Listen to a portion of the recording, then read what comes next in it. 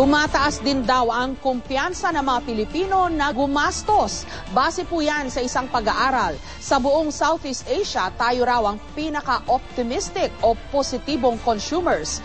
Magandang senyales daw ito ayon sa ilang ekonomista. Live mula sa Quezon City, may report si Bam Alegre. Bam? Jessica, ang pag-unlad nga sa ekonomiya ang isa raw sa mga dahilan kung bakit mataas ang kumpiyansa o consumer confidence ng ilang mga Pilipino at ayon yan sa isang pag-aaral. Narito ang ulat. Halos isang dekada na nagtitinda ng palamig si Rose sa tapat ng kanyang bahay. Pero noong nakaraang taon, napagdesisyonan niyang i-expand ang kanyang negosyo. Nagtitinda na rin siya ngayon ng grocery items. Mas panatag daw siya ngayon na hindi malulugi ang naipon niyang puhunan para sa karagdagang mga paninda. Siyempre gusto ko rin na lumago yung negosyo ko. Tsaka makabili ako ng mga gusto ko. Mas okay ngayon kasi nag-expand ako. Tapos nadagdagan yung puhunan ko.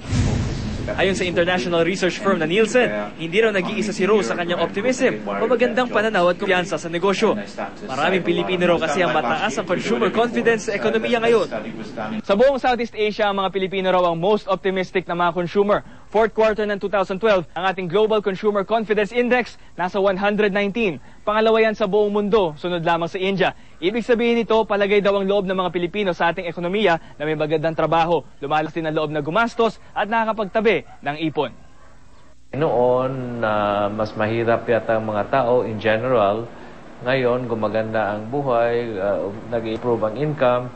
Ang mataas na optimism ng mga Pilipino, magandang indikasyon daw para sa bansa. Ilan daw sa mga dahilan sa likod nito ang pagdami ng infrastructure projects at pag-unlad ng mga industriya ng retail at manufacturing. Southeast Asia is doing well as a whole.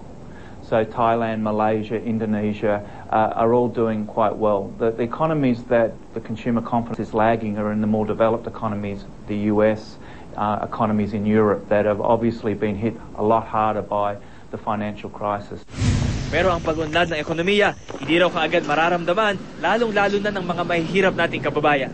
Mga 1, 2, or 3 years lang, talagang hindi yun maramdaman ng nasa, yung mga poor members of the population. Yung magka-benefit kasi are those who are investing, the capitalists. Standard question has always been, is it sustainable? Jessica, patay nga sa pag-aaral ng Nielsen, saklaw nito yung 58 na mga bansa.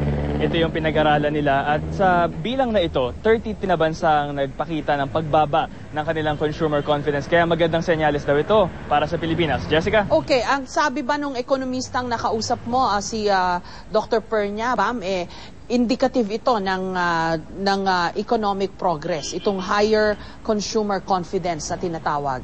Definitely, Jessica, isa itong magandang indicator. Ngayon, ang tanong daw, kung ito ba ay may pagpapatuloy. Dahil kung ang sinasabing progress sa economics, sa economy, mga numbers lamang at sa 1 or 3 years lang ito nangyayari, hindi pa raw masyadong mararamdaman. Kaya para mag-trickle down ito sa mga poor sectors natin, kailangan daw sustain ito. Ay patuloy, may momentum daw, Jessica. Okay, and we should not lose sight of the fact na ang talagang pinaka-maganda pa ring measure kung gumaganda ang ekonomiya ay kung nadadagdagan ng investments and trabaho, di ba?